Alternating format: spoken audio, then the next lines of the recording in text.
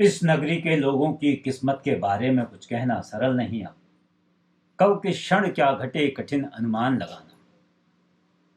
अब तो सब कुछ शुद्ध भाग पर ही निर्भर है। किरौन की ही बात उठा लो।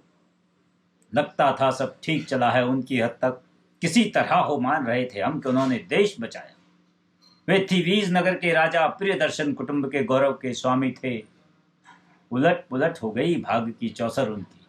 हाँ, होने को है अनंत धन राशि आज भी राजकोषमन के घर में, किंतु नहीं है धन के वश में सुख खरीद।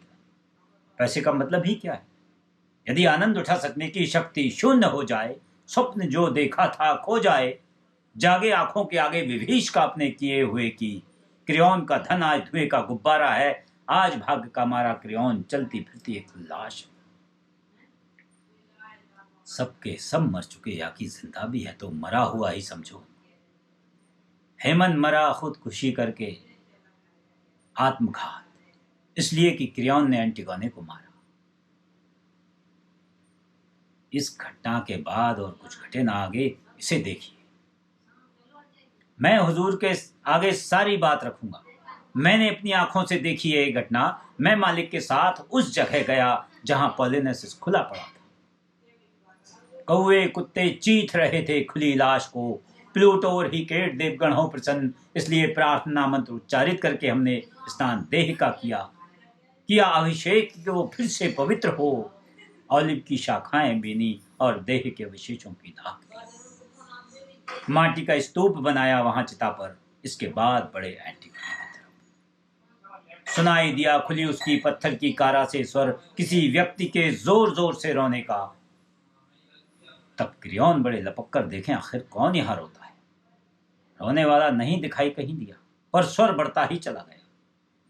क्रियोन ने भरकर कहा दुख से, कुछ कदमों की ये दूरी मेरे जीवन की सर्वाधिक कष्टपूर्ण यात्रा ठहरेगी। होने को स्पष्ट नहीं है, फिर भी लगता है कि पुत्र मेरा ही मन ही बिलख रहा है। जल्दी करो, कब्र से पत्थर तोड़ हटाओ। किंतु कब्र से दूर लाश एंटिगोनी की लटक रही थी। रेशम की डोरी का फंदा पड़ा हुआ था उस बेचारे की गर्दन में। हेमंत चिपकाए था छाती से, वो उसकी लाश लटक।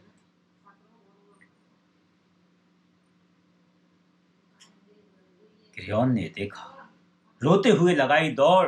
कहा बेटा ये क्या है? तुले हुए हो क्यों अपना जीवन देने को पागल होकर? बेटी मेरी सुनो, चलो घर। पुत्र नहीं बोला। सुनकर भी अनसुना कर दिया। उसने केवल नजर उठाई। क्रोध और धिक्कार भरा था इन आंखों में। इसके बाद पल भर में म्यान से उसने तलवार निकाल ली। पहुंचे मालिक जब तक पास, पसलियों में हेमन ने वो नंगी तलवार घोंप ली और गिर पड़ा एंटिगोनी की बाहों में, जो अब तक भी गर्म बनी थी। मरते मरते किया प्रिया का फिर आलिंगन, और खून की खांसी आई। शुभ्र कपोल प्रिया के जिससे लाल हो गए। अब दो देहें एक जगह पर पड़ी हुई हैं। प्राण जा मिले उन दोनों के कहीं स्वर्ग में। इस पर से कहते हैं कि फूंक फूंक कर कदम आदमी अगर न रखे, नीति ना पाले, न्याय ना बरते, तो ऐसा दुर्भाग्यवश आगे आता है। कभी कभी तो एक कदम ही कारण बन जाता विनाश का। है तो आश्चर्य। सोचता हूं कुलीनता ने रोका है खुलेआम दुख से रो पड़ना। हाँ सही कहा। हम भीतर चलकर देखें, कहीं इस उद्विग्न दशा में वे कुछ का कुछ कर बैठे तो और बड़ी दुर्घटना होगी।